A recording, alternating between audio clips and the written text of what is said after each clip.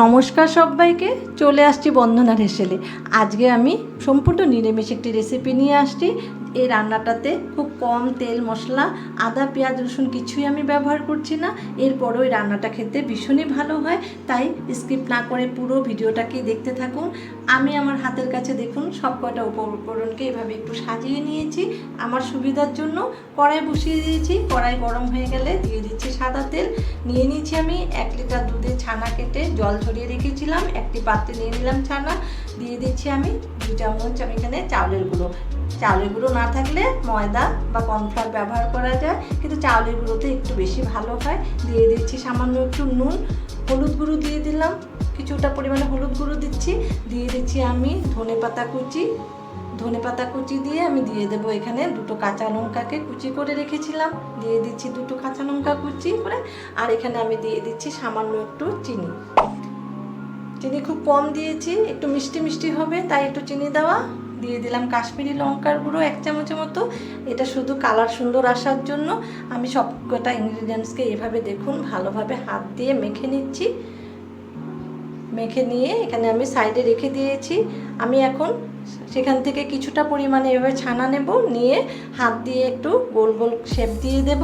দিয়ে আমি একটু আরেক হাতে নিয়ে এভাবে একটু চ্যাপটা করে শেপ দিয়ে দিচ্ছি। এখানে চাইলে গোল করেও দেওয়া যাবে, আপনারা চাইলে গোল করেও বানাতে পারবেন। আমি একটু চ্যাপটা করে নিচ্ছি।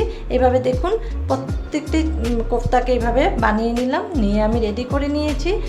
কড়াই গরম হয়ে গেছে, তেলও গরম হয়ে গেছে। এখন আমি একটা একটা করে ছানা দেব।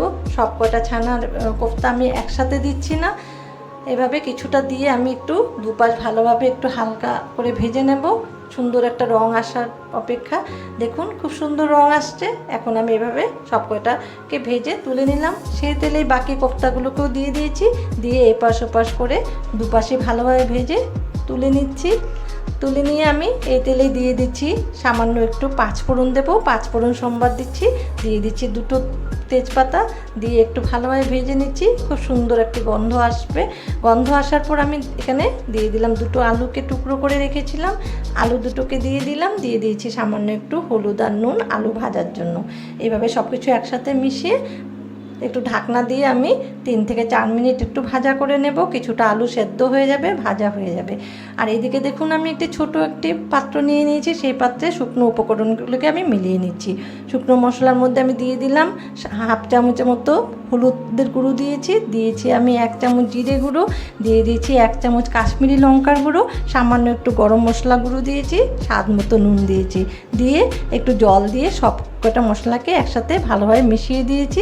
জল দিয়ে এভাবে আলাদা করে মিশিয়ে দিলে মশলা খুব ভালোভাবে সব কটা মশলা একসাথে মিশিয়েও যায়। আর যখন আমরা এভাবে মশলা তেলে দেব, মশলা পুড়ে যাওয়ারও ভয় থাকে না, তাই এইভাবে মিশিয়ে নেওয়া। এখন আমি সব মশলাগুলোকে এভাবে দিয়ে দিলাম, দিয়ে ভালোভাবে একটু ভাজবো মশলাগুলোকে, তাই ঢাকনা দিয়ে রেখেছিলাম।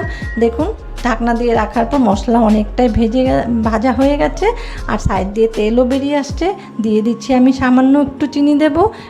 নিরামিষ রান্না, তাই একটু মিষ্টি মিষ্টি হলে ভালো লাগে খেতে। নুন আর মিষ্টির যখন ব্যালেন্সটা হয় তো রান্নাটা ভীষণই ভালো হয়, তাই আমি একটু চিনি দিয়ে ভালোভাবে আবারও মিশিয়ে নিয়েছি। আলুও আমার সেদ্ধ হয়ে গেছে। এখন আমি উষ্ণ গরম জল দিয়ে দিচ্ছি, খুব বেশি জল দিচ্ছি না, খুব কম জল দেবো, একটু মাখা মাখা হবে তরকারিটা, তাই অল্প একটু জল দিয়েছি। সব কিছু সেদ্ধ করা আছে, মশলাও ভাজা হয়ে গেছে, কোফতাও ভাজা আছে, তাই খুব বেশি ফোটাবো না। একটু ঢাকনা দিয়ে আমি 2 থেকে 3 মিনিট ফোটাবো। ফুটিয়ে দেখুন আমার ঢাকনা তুলে দেখছি এখন আমার হয়ে গেছে ছানার কোফতা রেডি। উপর দিয়ে 2টো কাঁচা লঙ্কা দিয়ে দেবো, কাঁচা লঙ্কা দিয়ে নামিয়ে নিলেই রেডি হয়ে যাবে ছানার কোফতা। এইভাবে আপনারাও রান্না করবেন। নিরামিষের দিন এইভাবে একটি ছানার কোফতা রান্না করলে গরমের দিনে খুব তেল মশলা বা পেঁয়াজ রসুন ছাড়া এইভাবে রান্না করে দেখবেন, খুবই ভালো হয়। বানিয়ে খাবেন, ভালো লাগলে একটু জানাবেন।